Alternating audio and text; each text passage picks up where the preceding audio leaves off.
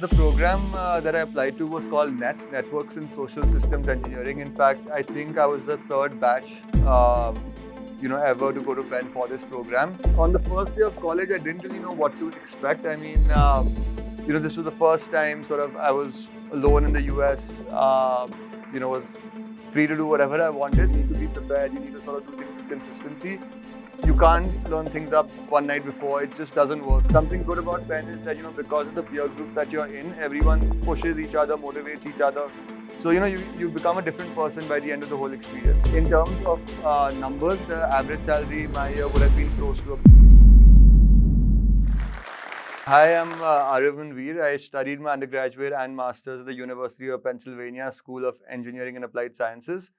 I did my undergraduate in networks and systems engineering, and I did my master's in systems engineering. I grew up in Delhi. I was in Delhi most of my life, all my life actually, before college. So yeah, just to give a little bit of context about my time before Penn. So I grew up in a family of four, actually a family of six, including my two dogs. But I have a sister and two parents. Everyone is a sportsman. Everyone is an academic. Both my parents are actually architects. But the whole family shares very common interests. I mean, all of us play squash, all of us play chess, all of us are into maths, as a preferred subject. But yeah, I think it was a great time growing up.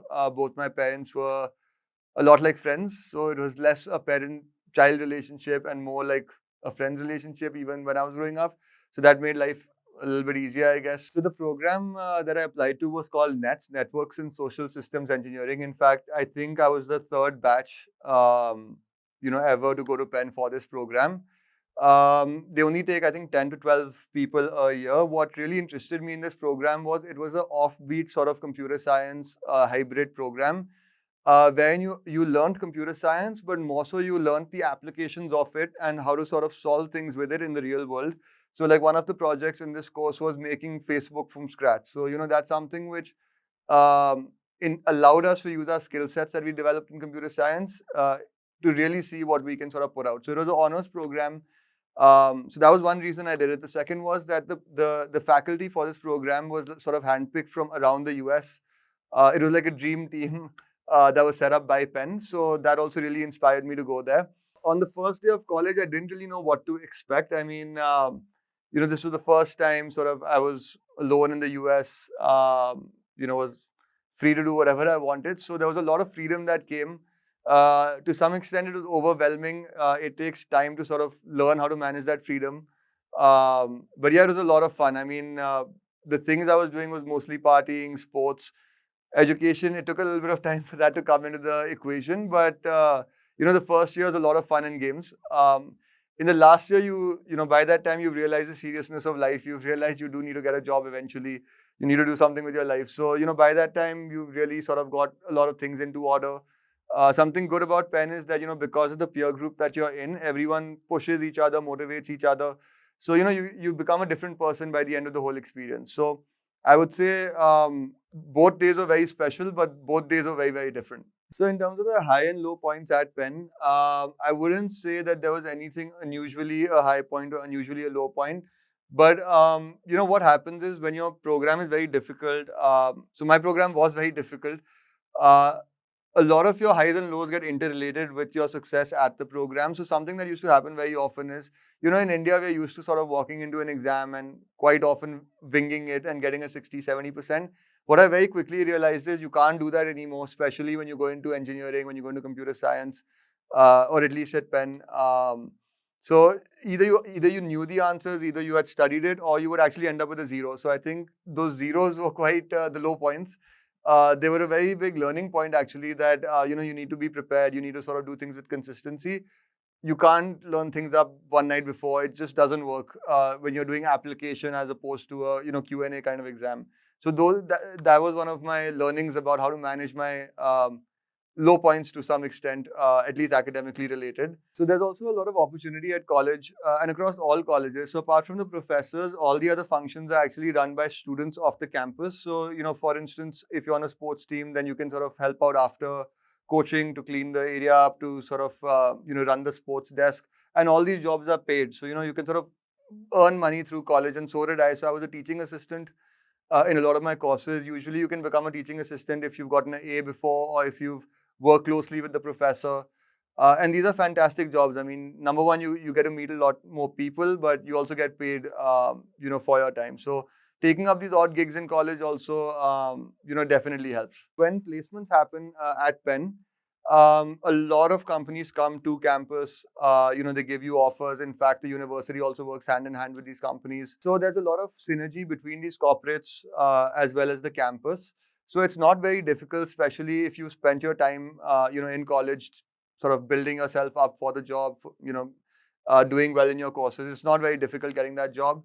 In terms of numbers, the average salary my year would have been close to about $150,000 annually. So that's again quite lucrative. So that sort of, in terms of costing, gives you a maybe 2x return on annual cost.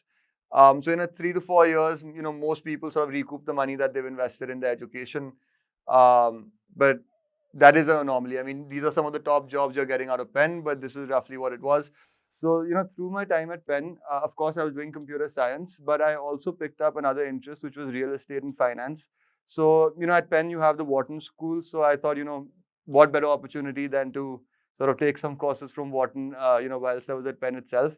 So that got my interest stimulated in both real estate and finance post graduating from Penn. Now, when it came to my situation, at the end of the pandemic, I did get a job in New York. In fact, before that, I was already working elsewhere while doing my master's. But I did get another job in New York. The pandemic was like a wake up call because I was always of the opinion that I wanted to move back. I didn't want to stay in the US for very long.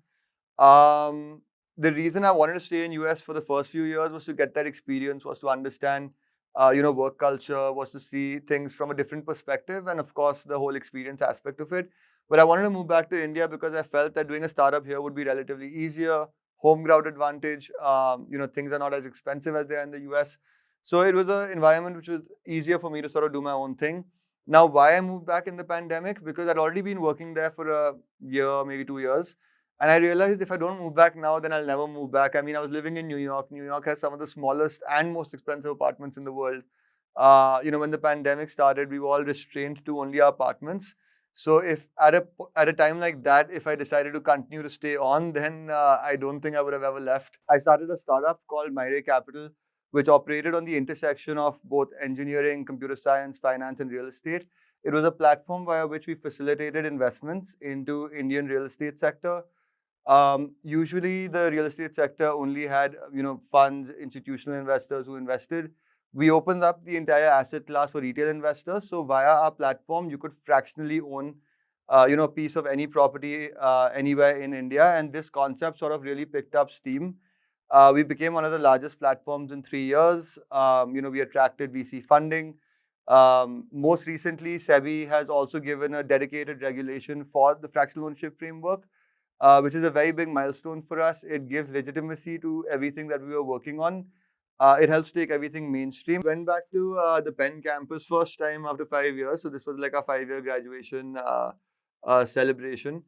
Apart from all the fun, and all the sort of catching up that we did, with our different friends and everything, one of the main themes that sort of came out or stood out to me at least was the fact that, everyone wanted to live, or everyone was at least hoping that their college days hadn't finished. When we were in college, we were hoping our school days hadn't finished. So what really happens is that we keep spending time thinking about the past, but really living in the present is all that matters. So, I was discussing this with one of our professors who also I bumped into, and he mentioned that now at his age, he was wishing that he was in his first job so that, he had that whole sort of opportunities or different sort of avenues to explore that you can at a young age. So, at all points in your life, you'll feel like, I wish I could go back and relive that experience. But living in the present, living in the moment tends to be a lot more important. And I think everything in life has really built up to this point, all the way from school to college, now the startup. But yeah, that's basically my entire journey.